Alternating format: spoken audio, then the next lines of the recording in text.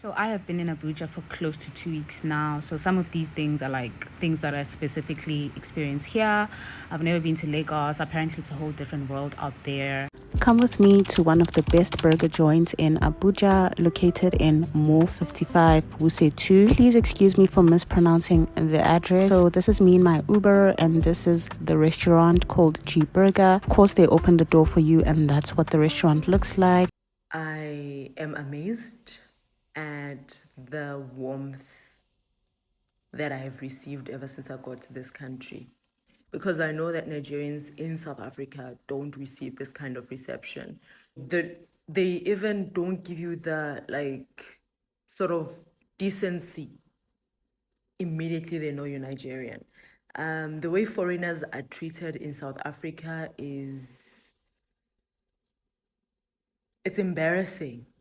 Especially when you go out to other countries as a South African and you realize people actually treat you like a guest. Here's a part two of my trip from Cape Town to Abuja with a layover in Johannesburg and Cairo. At this point, if you have to run from one gate to the other, it's no longer a layover, it's just a transfer. But I was so happy I made it through immigration. Soon after that, it was time to board my flight with Egypt Air to Cairo, and this is me just trying to navigate the system. They gave us this little pouch with a toothbrush, some warm socks, and some headsets. I didn't really use them because I just wanted to chill. Soon after that, they gave us dinner. I had lasagna with orange juice and some water, which was okay. My favorite part about the dinner was this salad that had cucumber and tomato in it. The economy seats were a bit tight, so I would recommend you upgrade your seats if you're traveling a long distance of 8+ hours. That's me in the AMs, and shortly before we touched down Egypt, they served us breakfast, and if you know me, you know I love breakfast. I could eat breakfast all day. And that's my cute self in Egypt trying to get to the next stop. As soon as I figured out where I needed to be, I decided to take a quick walk around the airport just to explore and to see what it looks like. And a couple of hours later, we had to board our flights to Abuja. My experience in Cairo airport was a 9 out of 10. My transition was so smooth, the people were so helpful. This is me in my next flight to Abuja, and please tell me why I got to see the Nile River. It was such a beautiful view that I could never forget. As soon as we took off Cairo, we were served lunch, and I opted for this rice and sausage. I'm not gonna lie, the rice and the sausage were nice separately, but together they were pretty dry.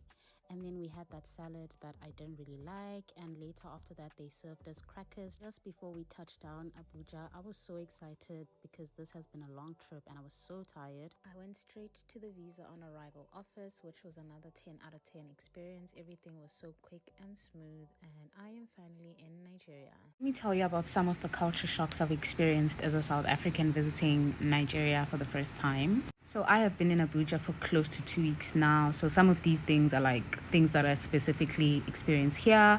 I've never been to Lagos. Apparently, it's a whole different world out there. So the first thing, which is a nationwide standard, I guess, is that here they drive on the right-hand side and not on the left-hand side like in South Africa, meaning the driver's seat is on the left-hand side. I know this is nothing for most of you, but trust me, it does take some getting used to, because do you know how embarrassing it is to walk to the driver's seat thinking you're walking to the passenger's seat, number one? And number two, I'm someone who has anxiety and who's so scared of being in an accident, so I always feel like we're driving on the oncoming. Another shock for me is that here I haven't seen any big corporate retail brands. Brands such as Zara, H&M, McDonald's. Apparently there's a KFC, I haven't seen it yet. And also apparently there is a ShopRite, and I think I remember seeing a Total Garage. It's interesting because Abuja is a city, it's the capital of Nigeria, and you would find these brands in like big cities across the world. But at the same time, it's interesting because that means here they're very big on local brands. They support local clothing, local food, everything local, which is great, honestly. Another thing is that EFTs here are a very big thing, like money transfers. Now in South Africa, if you're going to a restaurant or a shop or wherever, you can only pay with cash or your card. They don't believe in transferring money because apparently people reverse payments. I don't know how true that is. Now, this is not everywhere in South Africa. In some places, they do allow you to transfer money. But here, it's like a standard. Like, you could see a vendor selling you bubble gum on the street and you could transfer the money to them. Like, it's nothing. I also think it's because banks in South Africa don't correspond that much with each other like the banks here. For example, if I use FNB and you use Standard Bank and you transfer money to me, if you don't select the immediate payment option, I will only get, or you will only get that money within 3 business days. Whereas here, doesn't matter what bank you're transferring to, the money clicks immediately. So I think that's why it's such like it's normal. It's okay.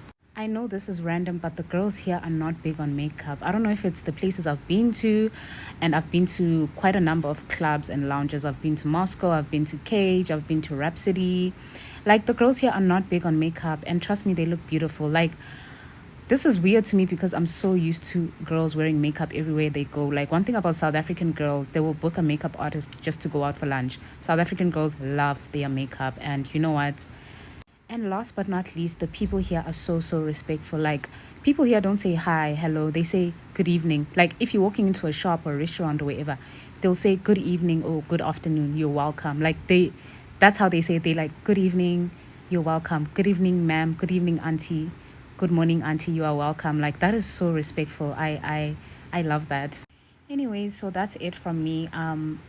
By the way, I am looking for pixie curls in Abuja. I've been searching for hair vendors and people who sell wigs. I haven't been lucky. So if you know where I can get like good quality pixie curls, preferably 24-inch full frontal, please comment below. I need them ASAP because I'm traveling soon.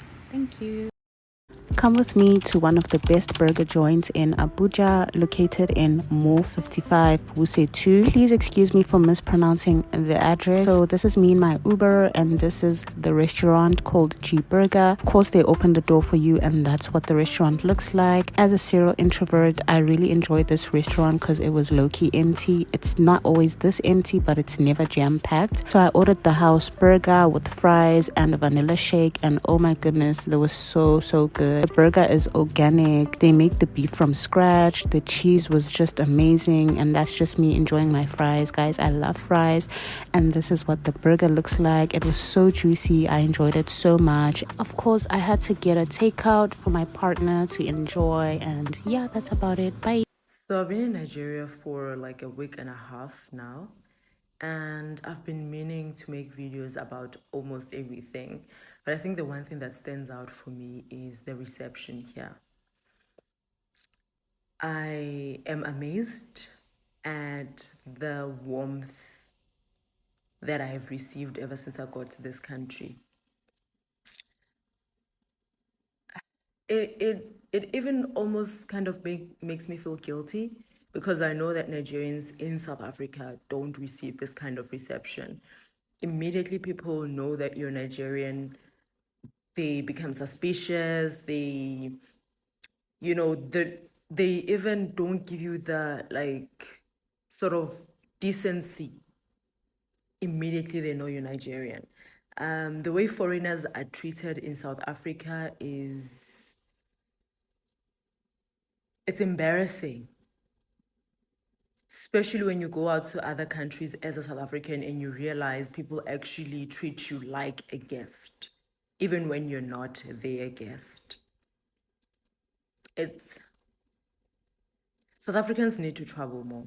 South Africans need to go to other countries, especially African countries, to see how people are warm, welcoming in their own countries. And I'm not going to say that there's not a lot of things that is wrong in this country. There's a lot, right? And there's a lot of things that are wrong in South Africa too. But it's the people, it's the reception you get. It's amazing. South Africans can learn a lot from traveling. Get out of your country. I feel like South Africa is fast becoming the United States of the world. You know, it's becoming the United States of African countries, feeling like, it's the best thing after sliced cake. Because the way we treat other Africans in South Africa is embarrassing. It's really embarrassing. When I got here, did not expect that people would be so respectful, so welcoming, so warm, so receptive. And when I saw that, I'm like, I was embarrassed, honestly, on behalf of all South Africans. I know that not all South Africans are xenophobic. I'm not xenophobic, but I know a large majority are. We can do better.